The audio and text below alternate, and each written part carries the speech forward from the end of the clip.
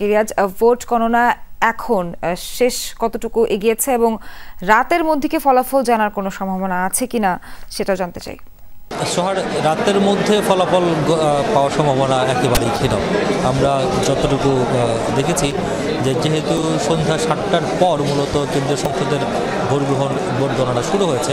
7টা থেকে যদি আমরা 12টা ধরি 5 ঘন্টা এবং 6 ঘন্টা, সেই 6 ঘন্টা পর্যন্ত অন্তত আমরা যদি দেখছি 11 থেকে 12টি ব্যালট বক্স শেষ করা হয়েছে।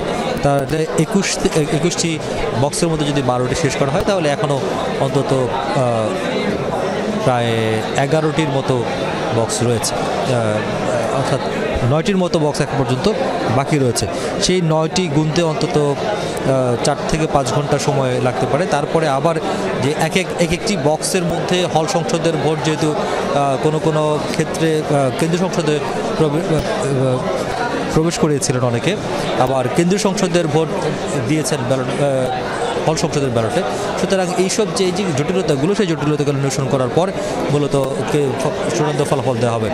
আর কেন্দ্রীয় সংসদে যেহেতু পদ সংখ্যা হলের পদ থেকে অন্তত 10টি বেশি, কারণ হল সংসদে পদের সংখ্যা ছিল 15টি, কেন্দ্রীয় সংসদে হলের পদের সংখ্যা হচ্ছে 25টি, অর্থাৎ 10টি বেশি। সুতরাং এখানে ব্যালট সমান বা ভোটারও সমান, কিন্তু পদ সংখ্যা যেহেতু বেশি, সুতরাং এখানে সময় লাগারও কথা। আবার আরেকটি ইতিবাচক দিক হচ্ছে এখানে টেবিল বাড়ানো হয়েছে। যখন হল সংসদের ভোটগুলো গণনা করা হচ্ছিল সেই অনেক ঘন্টা ধরে বা প্রায় গতকাল রাত 10টা থেকে শুরু করে আজকে সন্ধ্যা 6টা পর্যন্ত বা 7টা পর্যন্ত ভোট গণনা চলেছে 21টি হল সংসদের।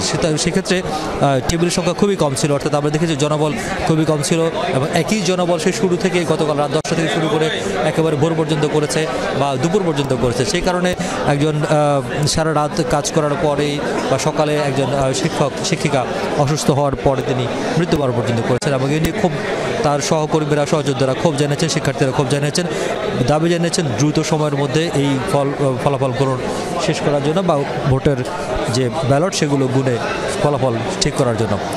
কিন্তু উপাচার্যের সঙ্গে যখন মিটিং হয় তখন আসলে সবাই একটু আশান্বিত হয়েছিল যে এই যে গুরুত্বপূর্ণ বৈঠকটি চলেছিল, সেই বৈঠকের পরে শিক্ষার্থী এবং শিক্ষকদের যে দাবি, সেই দাবি অনুযায়ী অন্তত মেশিনে গণনা করার একটি সুযোগ হয়তো আসবে।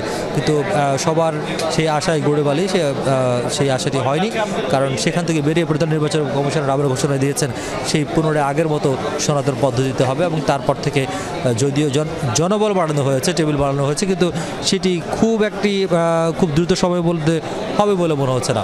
তারা যে আশাটি বলেছিলেন যে জনবল বাড়ানোর ফলে হয়তো খুব দ্রুত সময়ের মধ্যে হবে, সেই কারণে তিনি বলেছিলেন আজকে রাতের মধ্যে তারা ফল দেওয়ার চেষ্টা করবেন। শিক্ষার্থীরা যদিও বলেছে যে 10টার মধ্যে ফলাফল ঘোষণার জন্য একটি দাবি ছিল, কিন্তু সেটি হয়নি এবং শিক্ষকদের বা নির্বাচন কমিশনের যে প্রতিশ্রুতি সেটিও হয়তো শেষ পর্যন্ত থাকছে না।